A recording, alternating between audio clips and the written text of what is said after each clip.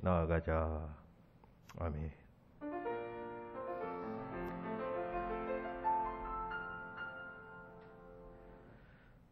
사랑과 은혜가 충만하신 하나님, 화목 제물이 되어 십자가 위에서 영원한 속죄 제사를 올리신 예수님의 공로를 의지하여 사순절 네 번째 주일 예배를 드립니다.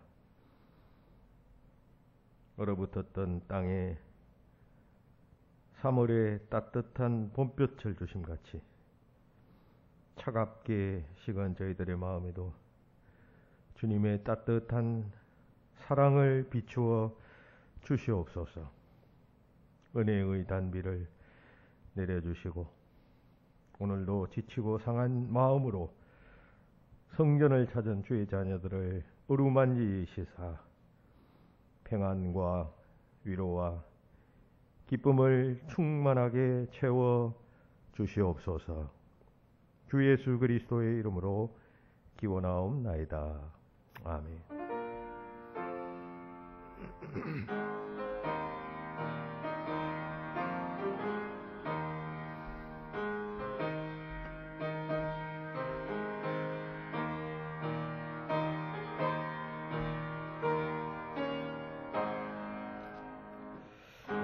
죄를 하는 우리를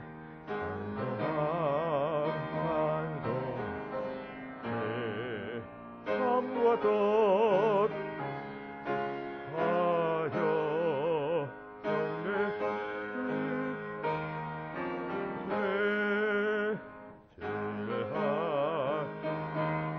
하나니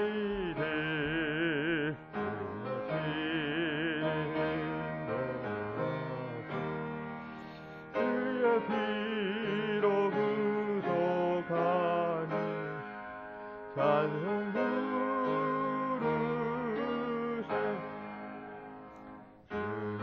사랑 도움받아 시험등에 잠게 되니 모든 죄를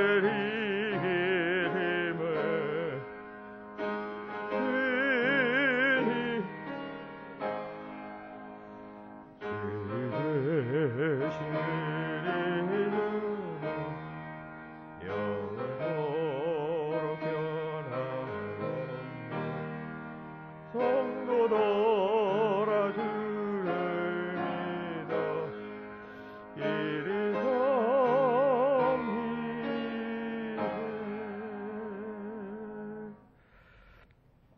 교동문 127번 사순절 네 번째 말씀.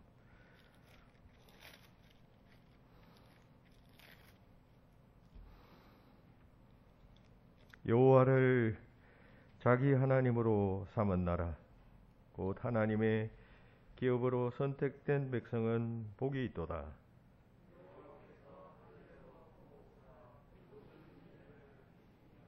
곧 그가 거하시는 곳에서 세상의 모든 거민들을 굽어 살피시는도다.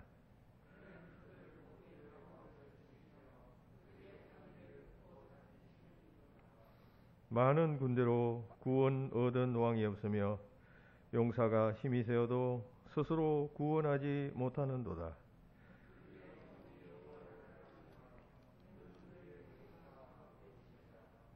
우리 마음이 그를 즐거워함이여 우리가 그의 성호를 의지하였기 때문이로다.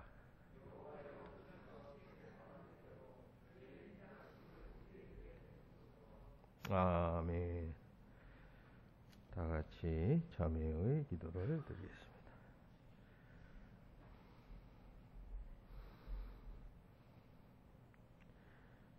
십자가를 지신 주님의 고난이 점점 깊어가는 사순절 이것만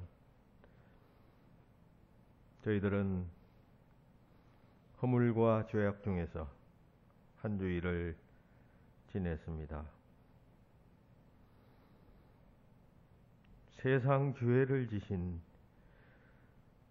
어린 양 예수님을 향하여 찬양이 우리 입술에서 넘쳐나야 했건만 저희들의 입술에서는 불평과 불만이 가득했었습니다. 겟세마네 동산에서 기도하시는 주님을 본받아 저희들도 깨어 있어야 했건만 육신이 약하다는 핑계로 오랫도록 기도의 동면에 들어 있었습니다. 내가 너희를 사랑한 것 같이 너희도 서로 사랑하라고 당부하신 주님의 말씀을 잊은 채로 작은 일에도 섭섭해하며 이웃과 더불어 원수를 맺고 살았습니다. 사랑의 주님, 골고다 언덕의 십자가를 바라보며 이 모든 죄를 고백합니다. 우리를 불쌍히 여기시고 용서하여 주시옵소서. 이 자매의 기도 시간에 하나님과 나만이 하는 은밀한 죄까지도 낱낱이 고백합니다.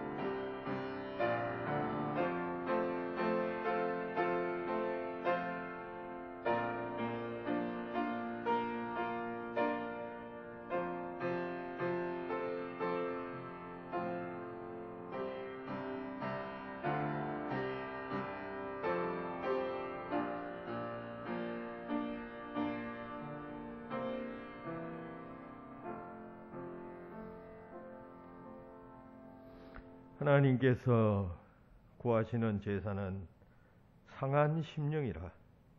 하나님이여, 상하고 통회하는 마음을 주께서 멸시하지 아니하시리이다. 아멘. 나는 전능하신 아버지 하나님 천지의 창조주를 믿습니다. 나는 그의 유일하신 아들 우리 주 예수 그리스도를 믿습니다. 그는 성령으로 잉태되어 동정녀 마리아에게서 나시고 본디오 빌라도에게 고난을 받아 십자가에 못 박혀 죽으시고 장사된 지 사흘 만에 죽은 자 가운데서 다시 살아나셨으며 하늘에 오르시어 전능하신 아버지 하나님 우편에 앉아 계시다가 거기로부터 살아있는 자와 죽은 자를 심판하러 오십니다. 나는 성령을 믿으며 성도의 교제와 죄를 용서받는 것과 몸의 부활과 영생을 믿습니다. 아멘. 연이어 기도합니다. 먼저 우리의 가정을 위하여 주님 앞에 간구합니다. 온 가족이 한마음 한뜻으로 주를 믿는 가정이 되게 하여 주시옵소서. 부모된 자는 신앙의 모범이 되게 하시고 자녀들을 주의 가르침으로 올바르게 양육할 수 있도록 붙잡아 주시옵소서. 자녀들은 부모의 말씀을 잘 순종하고 부모의 연약함을 잘 인내하며 겸손하게 배울 수 있도록 도와주시고 신앙적 가치관과 인생관을 정립해 나갈 수 있도록 역사하여 주시옵소서. 코로나로 인하여 온 나라와 전 세계가 불안과 두려움 속에서 지내고 있습니다. 이 확산세가 감소되고 안정성이 확보될 수 있도록 주님 역사하여 주시고 치료를 위해서 방역을 위해서 또 약을 개발하기 위해서 때에서는 모든 분들을 붙잡아 주시어서 그들을 통하여 지구상의 이 질병의 위기가 사라질 수 있도록 인도하여 주시옵소서. 어려움에 처해 있는 가정들을 위하여 성도들을 위하여 간구합니다. 생업에 어려움을 당한 성도들에게 피할 길을 주시고 약한 성도들을 돌보는 교회의 사역에 힘을 주시고 지혜를 주시어서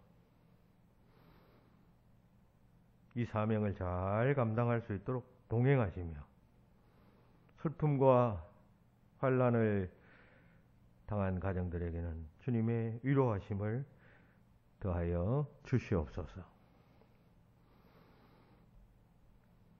성도들을 위하여 간절히 기도합니다.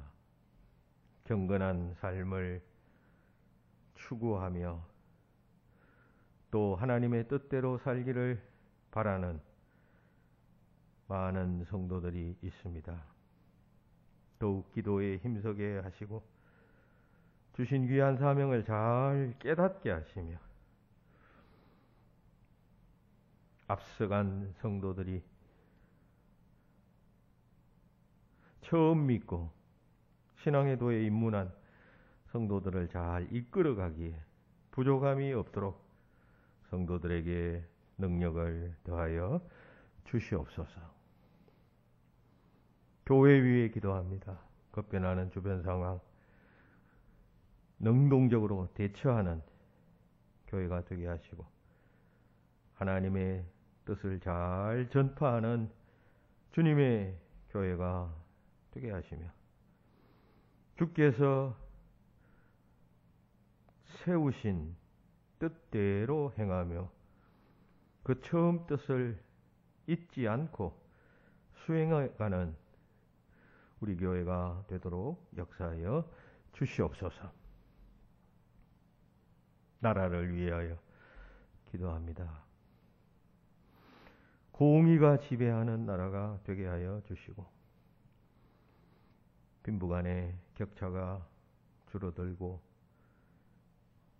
계층과 그리고 신분에 따른 대립과 갈등이 사라지며 문제들을 지혜롭게 해결하는 성숙한 나라가 되게 하시며 정치와 경제가 안정되게 하시고 이 땅의 민주주의가 정착되도록 하나님께서 역사하여 주셨사오니 그 귀한 은혜를 깊이 생각하며 잘 관리해가는 지혜로운 백성들 다 되도록 역사하여 주시옵소서. 앞으로 있을 서울시장 그리고 부산시장 선거위에도 동행하시며 하나님의 뜻이 사람들을 통해서 잘 나타나는 선거가 되고 하나님의 뜻에 합한 사람이 또 지도자가 되어서 백성들이 딴 걱정 없이 생업에 열심으로 종사할 수 있도록 선한 형제기를 주께서 세워 주시옵소서. 남북이 대립하고 있는 이 같은 현실 속에서 함께하여 주시고, 하나님께서 바람 한번 부르시면 꺼져버리는 등불과 같은 한 민족의 운명임을 우리는 잘 압니다. 지혜롭게 행하게 하시고 하나님의 뜻을 늘 생각하며 두려운 마음으로 자기의 위치에서 행해야 할 바를 행하는 모든 사람들이 다 되도록 주님 인도하여 주시옵소서. 오늘 한날도 주께 의탁하오며 주 예수 그리스도의 이름으로 기도하옵나이다. 아멘.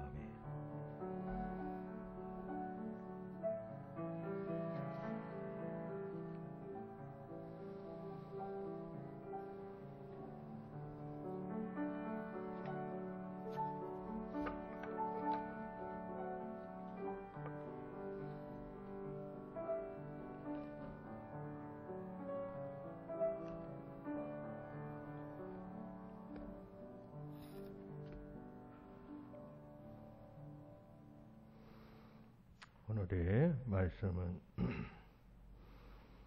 요한복음 1장 35절부터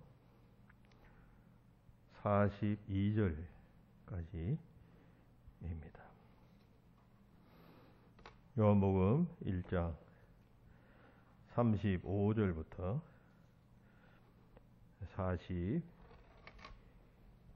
42절까지 말씀을 찾아서 봉독하겠습니다. 35절부터 42절까지 말씀을 봉독하겠습니다. 또 이튿날 요한이 자기 제자 중 두 사람과 함께 섰다가 예수께서 거니심을 보고 말하되 보라 하나님의 어린 양이로다. 두 제자가 그의 말을 듣고 예수를 따르거늘 예수께서 돌이켜 그 따르는 것을 보시고 물어 이르시되 무엇을 구하느냐? 이르되 랍비여 어디 계시오니이까? 아니 랍비는 번역하면 선생이라. 예수께서 이르시되 와서 보라. 그러므로 그들이 가서 계신 데를 보고 그날 함께 거하니 때가 10시쯤 되었더라. 요한의 말을 듣고 예수를 따르는 두 사람 중 하나는 시몬 베드로의 형제 안드레라. 그가 먼저 자기의 형제 시몬을 찾아 말하되 우리가 메시아를 만났다 하고, 메시아는 번역하면 그리스도라. 데리고 예수께 오니 예수께서 보시고 이르시되 내가 요한의 아들 시몬이니 장차 게바라 하리라 하시니라. 게바는 번역하면 베드로라. 아멘.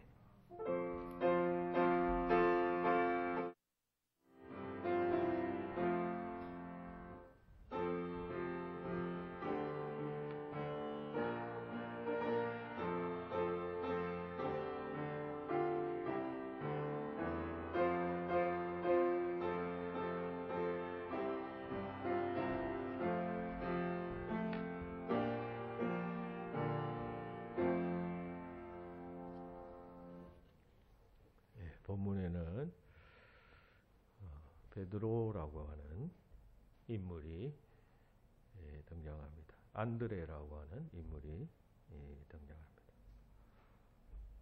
안드레는 예수님의 12 제자 중에 한 사람입니다. 그리고 그는 베드로의 또 형제입니다. 그가 베드로의 형이었는지 동생이었는지는 분명치 않으나 일반적으로 동생인 것으로 알려져 있습니다. 그의 고향은 갈릴리 북쪽에 있는 그 베세다라고 하는 작은 마을이었습니다.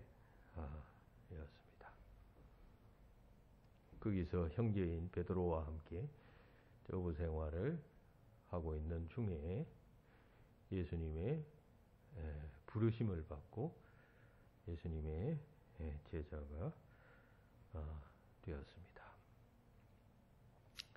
그의 형제였던 베드로에 관해서는 성경 여러 곳에서 말하고 있기 때문에 베드로가 어떤 사람이었는가 하는 것을 알기가 어렵지 않습니다만은 안드레에 대한 기록은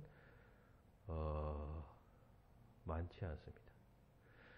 따라서 안드레가 어떤 사람이었는가 하는 것은 쉽게 알 수 없습니다만은 그러나 안드레라고 하는 이름과 또 그의 행적을 기록한 성경 여러 곳을 취합해 보면 안드레가 어떤 인물이었는가 하는 것을 또 알 수가 있습니다. 안드레는 어떤 사람이었을까요? 오늘 우리는 예수님의 12제자 가운데 한 사람인 안드레라고 하는 사람은 어떤 사람이었는가 하는 것을 알아보면서 그에게서 배울 점을 알아보고 살펴보고자 합니다. 우리가 안드레에게서 배울 것이 있다라고 할 때 어떤 점을 배울 수 있을까요?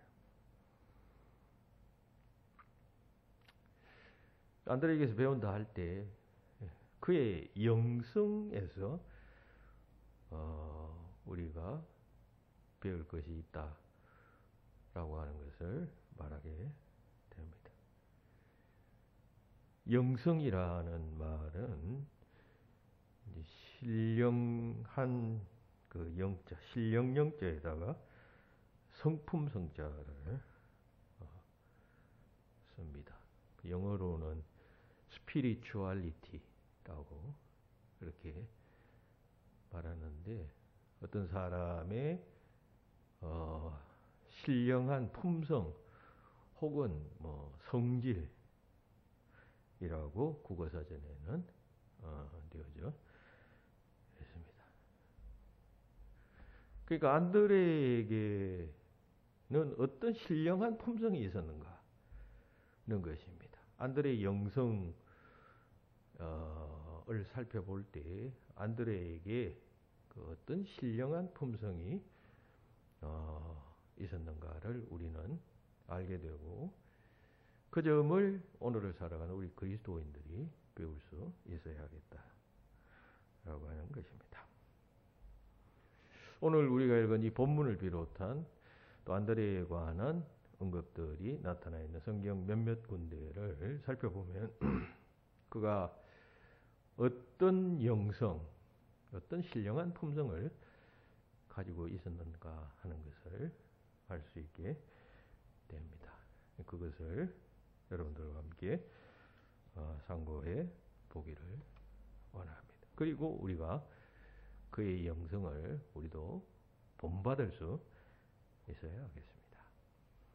첫 번째 안드레는 구도자의 영성을 가진 자입니다. 구도라고 하면 구할 구자에다 길도자를 씁니다. 그러니까 도를 구한다 말이죠. 도를 찾는다는 뜻입니다. 구도라고 하는 것이. 다시 말해서 안드레는 진리를 찾는 영성이 있었다. 남들보다 그 마음이 훨씬 강한 사람이었다라고 하는 점을 성경을 통해서도 알 수 있고 오늘 우리가 읽은 본문을 통해서도 알 수가 있습니다. 본문에 알 것 같으면 안드레는 원래 세례 요한의 제자였습니다. 세례 요한의 제자가 되었다는 것은 세례 요한은 이제 오실 그리스도, 즉 진리를 미리 예언하고 선포한 자 아니겠어요? 그러니까 그를 따랐다라고 하는 것은 벌써 그 자체도 안드레가 구도자적 영성을 가지고 있었다. 구도적 관심이 컸던 사람이었다는 점을 알 수가 있습니다. 그러다가 어느 날 세례 요한이 자기 앞을 지나가는 예수님을 바라보자. 보라, 하나님의 어린 양이로다 라고 말하니까 이 안드레가 금방 그냥 예수님을 따르게 됩니다. 그래서 예수님의 제자가 됩니다. 첫 번째 제자가 된 것이 형 베드로보다도 먼저 예수님의 제자가 되었던 자가 안드레였습니다. 그래서 안드레를 플로토크레토스라고 말합니다. 초대교회는 안드레를 플로토크레토스라고 하는 말은 먼저 부름받은 자라고 하는 뜻입니다. 그러니까 기독교 역사에서 초대교회 때부터 안드레는 제일 먼저 부름받은 자라는 그러한 별명이 붙었습니다.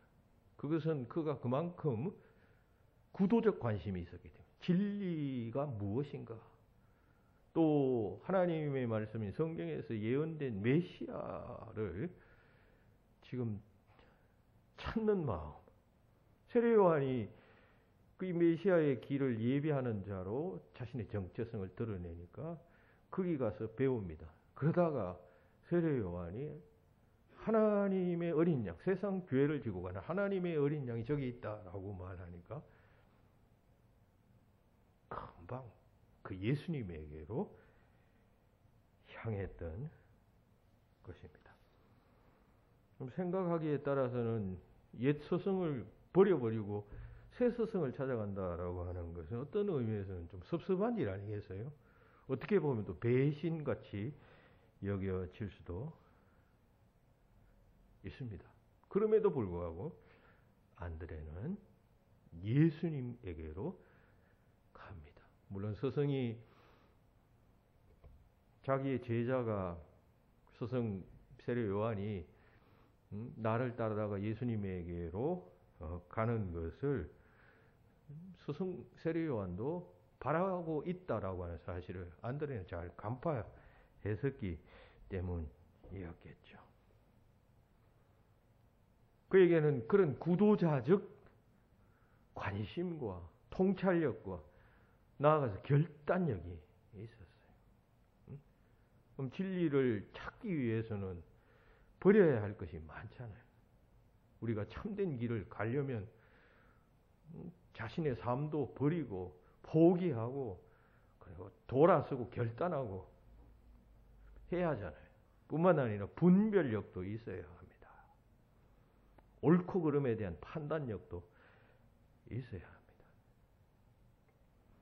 이 모든 것을 합쳐서 구도자적 영성이라고 그렇게 말할 수가 있겠습니다.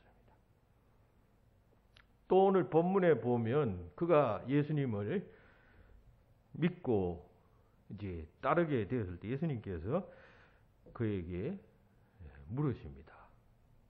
무엇을 구하느냐? 38절에서 예수님께서 물으셨어요. 그것은 예수께서 안드레가 구도적 관심이 있다는 사실을 알았기 때문에 그같이 물었던 것 아니겠어요? 그랬을 때 안드레가 랍비여 어디 계시오니까? 라고 하는 말을 합니다.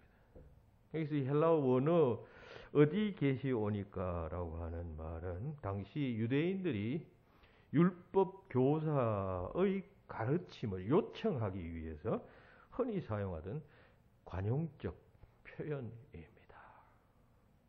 그러니까 유대인들이 랍비라고 인정되고 여겨지는 어떤 특별한 선생님을 만나게 되면 그 사람에게 많은 것을 배우기 위해. 그 당시에는 배우기 위해서는 함께 기거해야 하잖아요. 그러니까 당신이 어디 계십니까? 내가 당신에게 가서 당신의 가르침을 배우고 그리고 그냥 함께 하겠습니다. 함께하는 시간이 있어야 배울 수 있는 시간이 많잖아요. 그러니까 어디 계시오니까 라고 하는 말은 그런 그 유대인들의 그 진리를 찾는 자들의 스승에 대한 관용적 표현이었다는 것입니다. 그러니까 안드레는 지금 세례 요한이 가보라고 했던 그 스승, 예수 그리스도를 만나게 되고, 그리고 뭐 만난 것으로 끝난 것이 아니잖아요. 배워야 하잖아요. 그래서 선생님은 늘 어디에 계십니까? 내가 당신과 함께 하면서 당신의 가르침을 배우고, 그리고 따르겠습니다. 한 것입니다. 이 또한 그의 구도자적 영성을 드러내는 것입니다.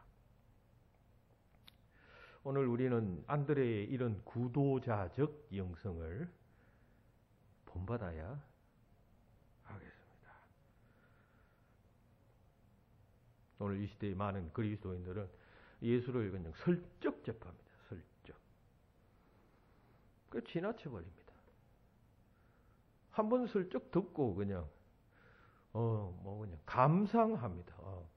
참 옳네, 좋네, 옳은 말이군요. 지나쳐 버립니다. 어디 계시오니까 함께 하려 하지 않습니다. 진실로 적극적으로 주의 가르침과 교훈에 대해서 갈망하지 않는다는 말입니다. 이런 그리스도인들이 많은 이때에 많은 그리스도인들은 이 안드레의 영성을 본받아야 하겠습니다. 안드레의 구도적 영성을 가져야 한다는 것입니다. 내가 당신과 함께 기거하면서 진리에 대한 가르침을 배우고 싶습니다. 말로만 배우는 것이 아니라 그냥 일어나서부터 잠잘 때까지 당신의 행동 하나하나를 내가 관찰하면서 그대로 본받고 실천하고 하기를 원합니다. 가르쳐 주십시오. 간절한 열망이 안드레에게 있었던 것입니다. 오늘 우리와 한번 비교해 보십시오. 오늘 우리는 예수를 믿노라고 하면서도 예수님께 가까이 다가서지 않습니다. 멀리서 구경합니다. 말씀을 읽지 않아요. 그 가르침을 실천하려고도 하지 않습니다. 영화 구경하듯이 감상합니다. 느낌만 가집니다. 좋다, 싫었다, 은혜로웠다, 아니었다. 평가만 합니다. 순종하지 않아요. 헌신하지도 않습니다. 그렇다고 떠나지도 않습니다.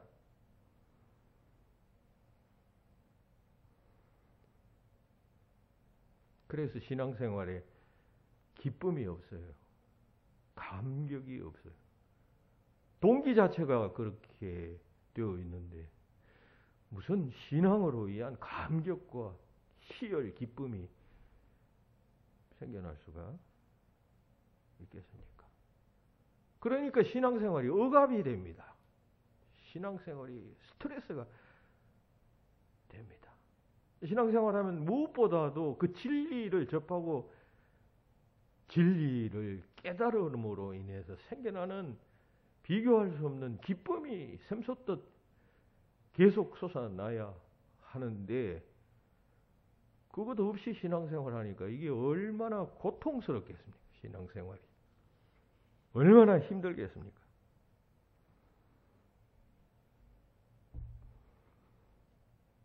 안드레의 구도적 영성 본받아야 합니다. 엊그제 신방을 했는데 부목사님이 매주일마다 그 주보에 띄워둔 그 성경 공부 답을 그 제출하는 사람이 얼마나 되냐 제가 물어봤더니만 한 15분 정도가 매주마다 그 답을 써내고 있다고. 그 답에 그 정답을 내는 사람하고 오답을 내는 사람하고 이렇게 격차가 있더냐라고 물었더니만 거의 다 뭐 올바른 답을 이제 쓰고 있다라고 하는 이야기를 들었습니다. 그 이분들은 이제 성경을 읽는 것이죠. 그 문제지에 답을 하려면 성경을 읽어야 되는 것 아니. 한 주일 동안 뭐 나누어서 하든지 한꺼번에 하든지 어쨌든 성실하게 지금 계속해서 제출하는 분이 한 15분 됩니다. 어떤 분이 내냐? 장로님 한 분 이름이 나오고 또 뭐 권사님들이 많이 냅니다. 그런 이야기를 하셨어요. 조금이라도 성경을 배우고자 하고 성경을 알고자 하는 마음이 있다면 그것도 일종의 구도자적 영성이라고 할 수가 있겠습니다. 신앙생활 하는 사람들은 구도자적 영성이 있어야 합니다. 도를 구하는, 진리를 구하는, 여기서 진리라는 것은 성경적 진리 얘기했습니다. 신앙생활은 구도적 영성을 가지고 해야 합니다. 먹는 것 때문에 여러분 신앙생활 하는 사람들이 없지 않아 있어요. 그런 사람은 먹지 못하면 먹을 수 없게 되면 여러분 신앙에서 떠나게 됩니다. 세속적인 복을 받는 것 때문에 또 신앙생활을 하는 사람들이 있어요. 그런 사람은 그 세속적인 복, 소위 말해서 뭐 물질의 복, 건강의 복, 형통의 복 등등 이런 것이 주어지지 않으면 신앙에서 떠날 가능성이 매우 높습니다. 신앙생활을 제대로 하려면 반드시 참된 신앙생활을 하는 사람들에게는 고난이 수반됩니다. 십자가가 수반되어지기 마련이에요. 그때 떠나게 됩니다. 세속적인 복이 신앙의 목적인 사람. 내가 신앙생활 잘해서 복 받기를 원하고 잘 되기를 원하고 부자 되기를 원하고 건강하기를 원하고 그게 그런 목적으로 오게 되면 만약 그게 이루어지지 않으면 떠나죠. 그런 이야기를 하는 곳을 찾아다닙니다.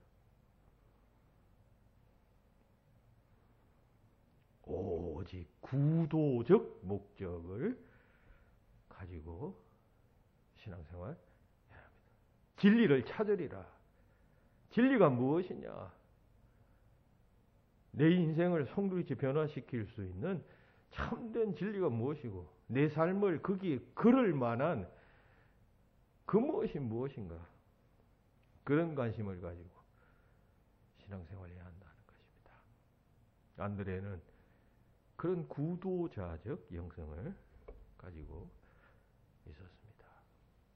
그런 구도자적 영성을 오늘 우리는 본받아야 합니다. 두 번째, 안드레에게는 전도자의 영성이 있었어요. 그가 제일 먼저 오늘 본문에서는 이제 두 사람이라고 되어 있는데 한 사람은 요한이고 한 사람은 안드레입니다. 예수님을 먼저 만나게 되니까 그가 메시아임을 단번에 알아차렸습니다. 왜냐하면 그런 구도적 관심을 가지고 있었던 자였기 때문에 나름대로 성경을 많이 공부도 하고 그 전에 배우기도 하고 했지 않겠습니까? 당장 만나보니까 당장 알게 되었습니다. 그 다음에 그의 행동은 그의 형을 그 메시아에게로 인도하는 일이었습니다. 왜냐하면 그 메시아를 자기가 만났기 때문에 만나서 너무나도 기뻤기 때문에. 왜냐하면 오랫동안 갈망하던 문제에 대한 해답을 예수에게서 발견했기 때문이었겠죠. 그는 그 기쁨을 혼자 간직하기를 원치 않았습니다.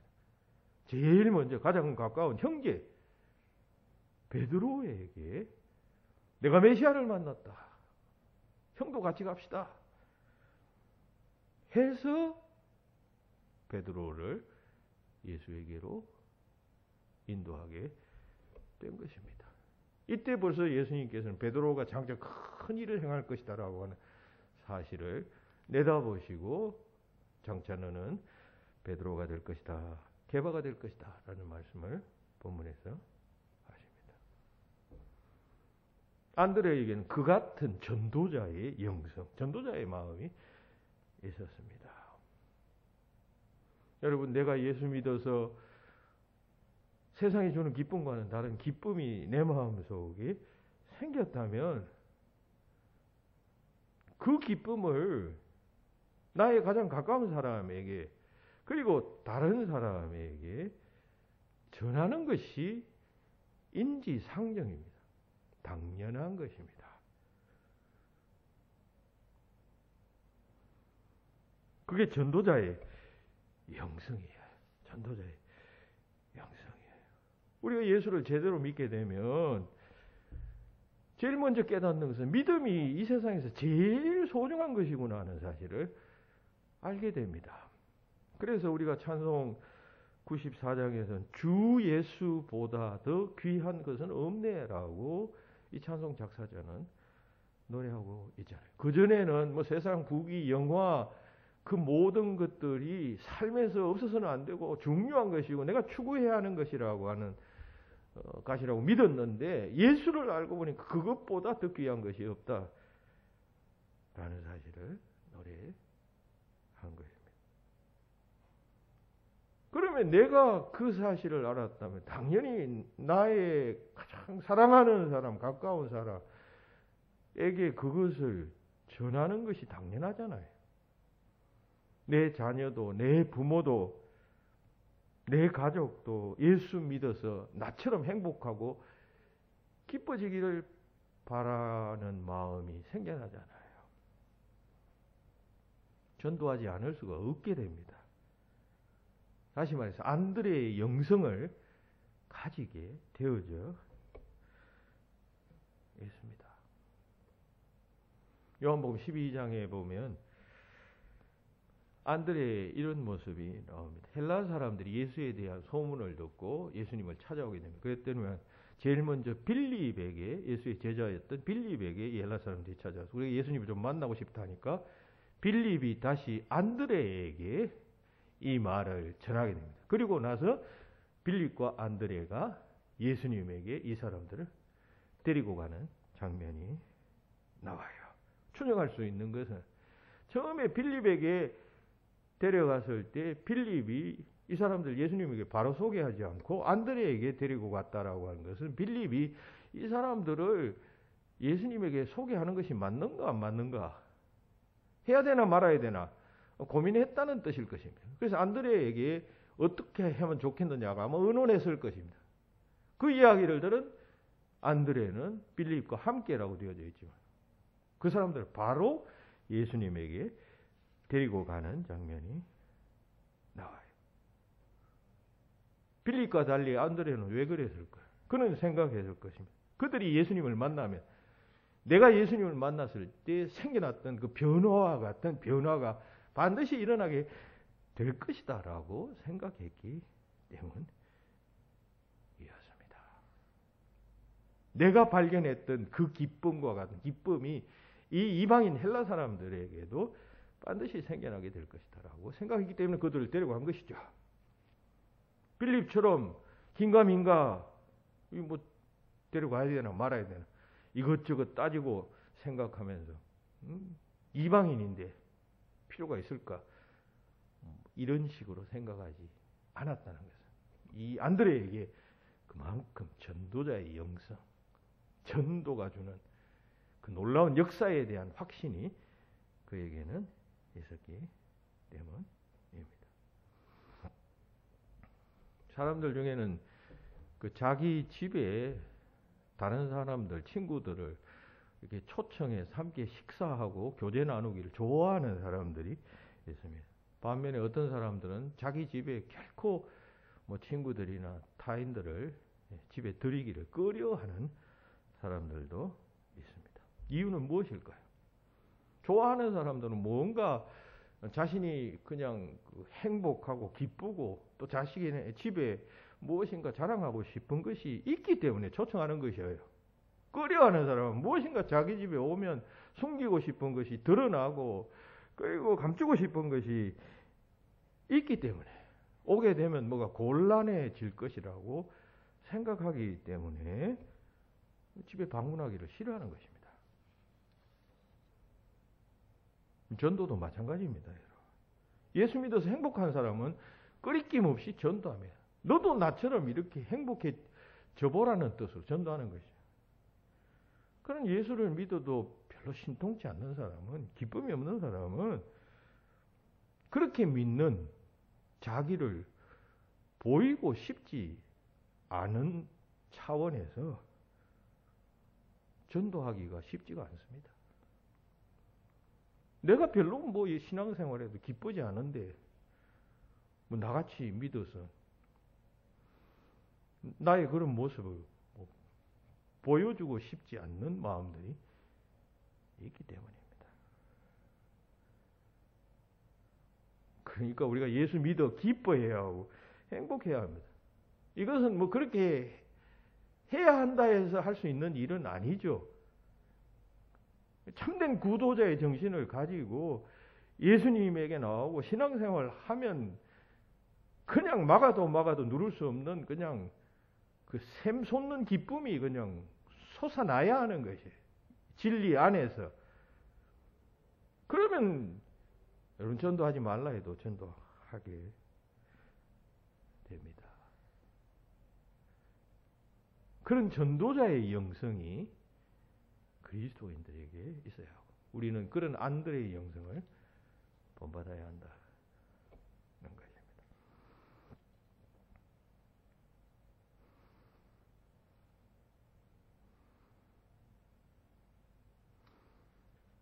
세 번째, 신뢰자의 영성이 있었다.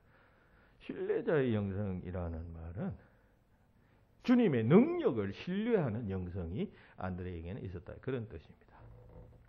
여기서 주님의 능력을 신뢰하는 이라는 주님의 능력에 대한 신뢰라는 점을 강조하는 표현입니다.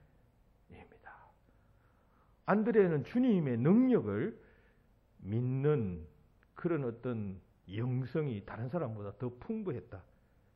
그런 이야기입니다. 여러분 우리가 신앙생활을 할 때 중요한 것 한 가지는 주님은 능력의 주님이셔요. 그 능력을 믿는 믿음이 영성이 품성이 신앙인들 심령 속에서 꽉 자리 잡고 있어야 합니다. 안드레가 이런 신뢰자의 영성을 가졌다는 것은 오병이어의 기적 사건을 보면 알 수가 있습니다. 많은 사람들이 예수께 몰려왔습니다. 그러니까 예수님께서 산에서 설교를 하시니까 시간 가는 줄 몰랐습니다. 점심시간이 지났어요. 그러니까 많은 사람들이 배고플 것이다라고 생각을 해서 이제 빌립에게 묻습니다. 어디서 떡을 사서 이 사람들을 먹이겠느냐? 우리가 어디서 떡을 사서 이 사람들을 먹이겠느냐? 예수님께서 그 많은 5,000명에 가까운 사람들이 모였을 때 그 사람들을 먹일 생각을 하십니다. 그랬더니만 빌립이 난감합니다라고 하는 취지의 말을 7절에서 하게 됩니다. 이때 안드레가 예수님께 이 한 소년을 데리고 옵니다. 도시락을 가지고 온 물고기 2마리와 떡 5덩어리를 도시락으로 가지고 온 그 소년을 예수님 앞으로 데리고 옵니다. 그것은 무엇을 의미하느냐 할 때 예수님께서는 이 도시락 하나로 무엇인가를 이루실 수 있습니다라고 하는 그러한 행동의 표시, 그러한 마음을 드러내는 행동이었습니다. 안드레가 생각했기 한편으로는 그런 기대를 하는 마음이 있었고 또 한편으로는 또 의심하는 마음도 있었을 것입니다. 두 마음이 갈등했다라고 하는 것은 6장 9절 후반부에 보면 잘 나타나 있습니다. 그러나 그것이 이 많은 사람에게 얼마나 되겠사옵나이까. 이 오병 이어가지고 이 많은 사람을 어떻게 먹일 수 있겠습니까? 안드레가 그런 말을 했다, 그런 이야기죠. 그러나 그런 의심의 마음이 있었지만 그 소년을 데리고 왔을 때는 그 반대쪽의 마음, 주님은 하실 수 있습니다, 있을 것 같습니다 라고 하는 믿음이 그에게 있었다, 그런 이야기예요. 주님의 능력을 신뢰하는 신뢰자의 영성이 안드레에게 있었다는 것입니다. 그 기대대로 예수님은 오병이어의 기적을 행하셨어요.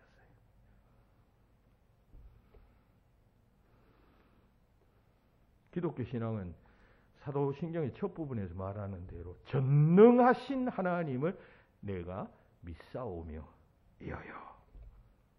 기독교의 하나님은 전능하신 하나님이에요. 전능이라는 것은 모든 것이 가능하신 분이다는 뜻입니다.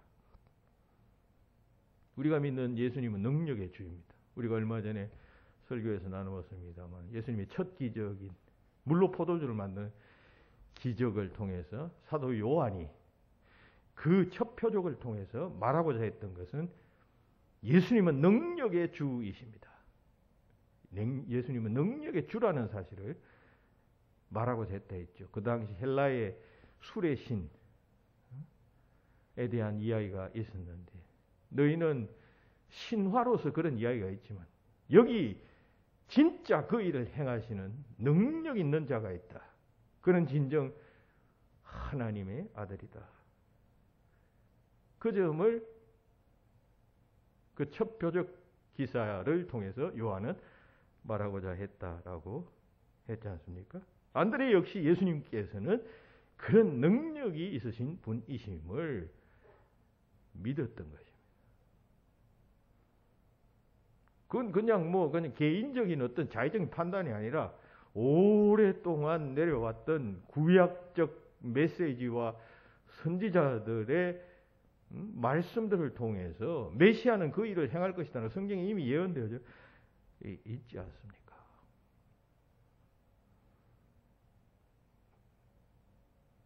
그런 신뢰의 영성이, 전능자에 대한 신뢰의 영성이 안드레에게는 있었다는 것입니다. 우리 삶에 구름 끼고 비 내리고 할 때가 얼마나 많습니까? 그래서 우리의 시야를 가리고 그리고 우울해질 때가 얼마나 많아요. 그때 이 안드레의 영성, 주님은 이 모든 것을 제거하시고 햇빛을 비추시고 새 삶을 허락해 주시는 능력의 주님이십니다 라고 하는 그런 믿음, 그런 영성, 이 베세다 소년의 이 작은 도시락 하나로 5,000명을 먹일 수 있는 그 능력의 메시아이십니다 라고 하는 그런 영성이 우리 믿는 자들 속에서 있어야 합니다. 그래서 바울은 빌립보서에서 내게 능력 주시는 자 안에서 내가 모든 것을 할 수 있느니라 했습니다. 유명한 정신의학자인 매닝거라고 하는 교수님은 소유하고 있는 것보다 삶의 자세가 더 중요하다라고 했어요. 내가 무엇을 많이 가져야 무엇이 가능한 것이 아니라 내 마음의 자세가 어떠하였냐에 따라서 달라진다는 이야기죠. 현대인들의 가장 큰 문제는 스스로 인간의 존엄성을 비하시키는 것입니다. 하나님께서 주신 가능성, 창의력마저 무시해버리고 마는 것입니다. 그게 인간의 가장 큰 문제예요. 최근 연구에 따르면 인간이 가지고 있는 능력은 그 브리테니카 대형 백과사전을 다 외우고도 40개 외국어를 유창하게 할 수 있으며, 그리고 수십 개 대학의 필수 과정을 다 마칠 수 있는 정도의 능력이다 말이에요. 인간의 뇌는 그런 능력이 있는 거예요. 그런데 우리 인간은 보통 뭐 이 뇌 한 10% 정도만 사용하다가 죽는다 그러죠. 아인슈타인 같은 사람은 뭐 15%, 20% 정도 뭐 사용했다는 이야기도 있습니다. 근데 원래 하나님께서 우리 인간에게 주신 능력은 어마어마한 것인데, 우리는 뭐 평생 그걸 그냥 아무리 뛰어난 학자라고 할지라도 그거 한 10%, 15% 사용하다가 죽는다는 거죠. 그러니까 그 능력을 뭐 열등의식이나 죄책감이나 부정적인 의식구조 때문에 10% 정도 내외밖에 사용하지 못한다는 이야기죠. 여러분, 인간의 능력이 이러할진데 하나님의 능력은 오죽하겠습니까? 두말할 나위가 없어요. 하나님의 능력은 두말할 나위가 없는 것이에요. 그 하나님의 능력, 그리스도의 능력을 믿는 영성, 안드레의 영성, 하나님을 신뢰하는 그 영성 가져야 합니다. 그래서 우리 앞에 가로막힌 수많은 산들을 뛰어넘을 수 있어야 합니다. 안드레의 영성 본받아야 합니다. 사도행전 3장에 보면 베드로가 기도 시간에 성전에 올라갔을 때 나면서부터 못 걷는 이를 어떤 사람들이 매번 그 성전 미문에다가 이렇게 두는 장면이 나옵니다. 왜냐하면 거기 두어서 이제 지나가는 사람들에게 동냥케 하라고. 그러니까 자비를 베푸는 것이죠. 그 옮겨주는 사람도 여기 앉아서 여기 있으면 지나가는 사람이 불쌍해서 그 동전 던져줄 것이다. 그거 먹고 살아라. 매일 그렇게 해줬다는 것이죠. 아침에 해주고 저녁 때 데려가지고. 그것도 참 착한 일이죠. 그 거지가 베드로를 보고, 베드로 요한을 보고 구걸을 하니까 베드로가 외친 말 아니에요. 금과 은은 내게 없거니와 내게 있는 이것을 내게 주노니 나사렛 예수의 이름으로 일어나라. 일어나 걸어라. 초대교회는 이런 능력에 대한 신뢰가 있었어요. 어떤 기독교 역사학자가 말하기를 초대교회는 은과 금은 없었지만 그리스도의 능력, 역사하시는 그 능력을 믿는 교회였다. 오늘날 교회는 은과 금은 많아졌지만 그리스도의 능력은 상실했다. 라고 하는 말을 했습니다. 그렇습니다.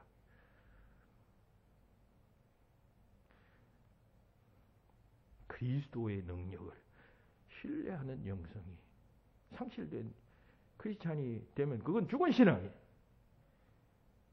그 능력을 내 삶 속에 끌어올 수 있어야 합니다. 무슨 일을 하든지 어떤 상황을 만나든지 그 위대한 능력, 전능한 능력을 내 삶 속에 끌어들이는 것이 신앙이고, 안드레는 그런 사람이었습니다. 그 안드레의 영성을 우리는 본받아야 합니다. 안드레는 베드로와 같이 훌륭한 설교자는 아니었지만 구도자의 영성을 가진 자였습니다. 또 전도자의 영성을 가진 자였습니다. 그리고 하나님의 능력, 주님의 능력을 신뢰하는 영성을 가졌던 자였습니다. 그 후 그는 순교했다고 알려지고 있어요. 그러나 그에 의해서 하나님의 나라는 구석구석 세상 방방곡곡 퍼져가게 되었습니다. 그 안드레의 영성을 본받아서 주님께 쓰임받고 인정받고 칭찬받는, 그래서 장차 영광의 면류관을 서게 되시는 저와 여러분들이 되시기를 주님의 이름으로 축원합니다. 기도합시다. 하나님 감사합니다. 주께로부터 부름받아 하나님 나라 건설하고 확장하는 일이 크게 쓰임받았던 사도 안드레를 본받기 원합니다. 하나님의 나라는 씨앗처럼 자란다 하셨습니다. 우리 심령 속에 안드레의 영성이 씨앗처럼 뿌려졌사오니 자라서 30배, 60배, 100배의 열매를 맺게 하여 주시옵소서. 주 예수 그리스도의 이름으로 기도하옵나이다. 아멘.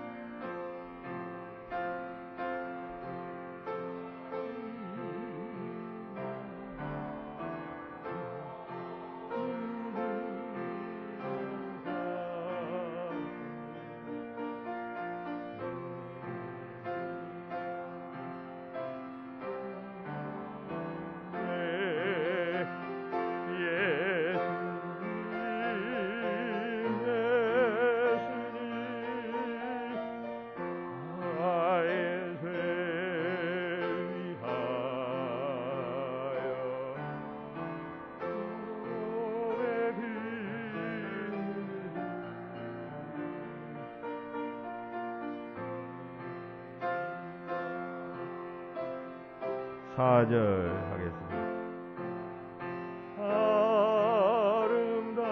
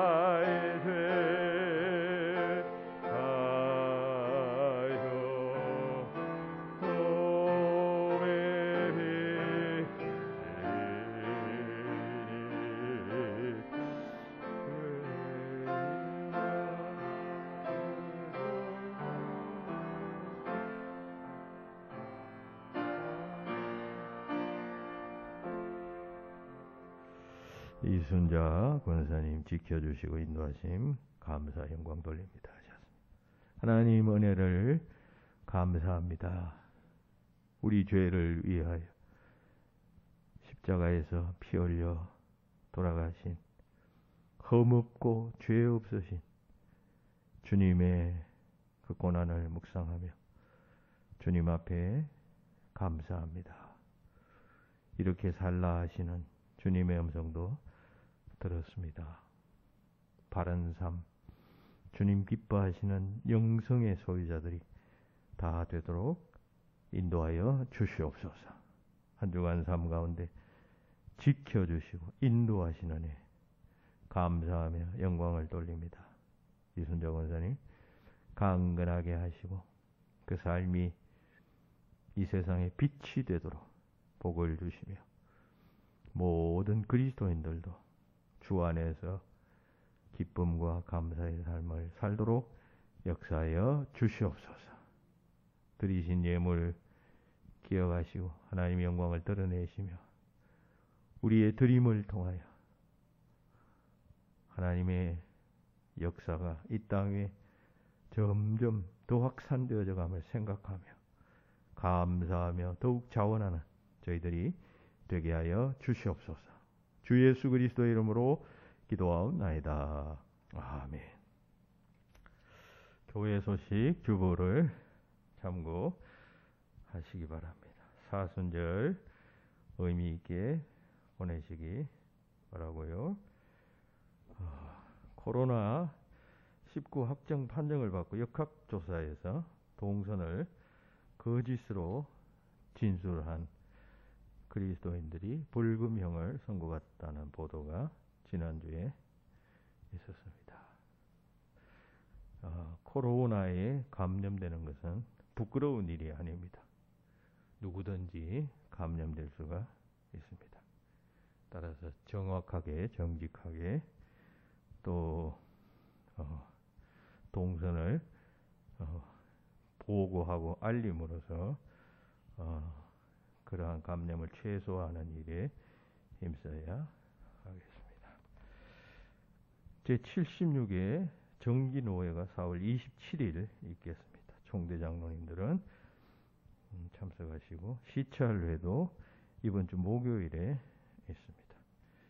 박계자 권사님이 용인으로 이사하셨습니다.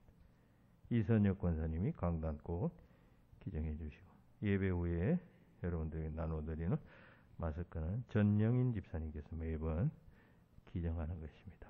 감사한 마음으로 또 보시면 인사하시기 바랍니다. 기도하겠습니다. 이제는 우리 주님 예수 그리스도의 은혜와 하나님 아버지의 그 크신 사랑하심과 성령님의 교통하심이 여기 모인 모든 주의 자녀들 위해 지금부터 영원토록 함께 없기를 축원하옵나이다. 아멘.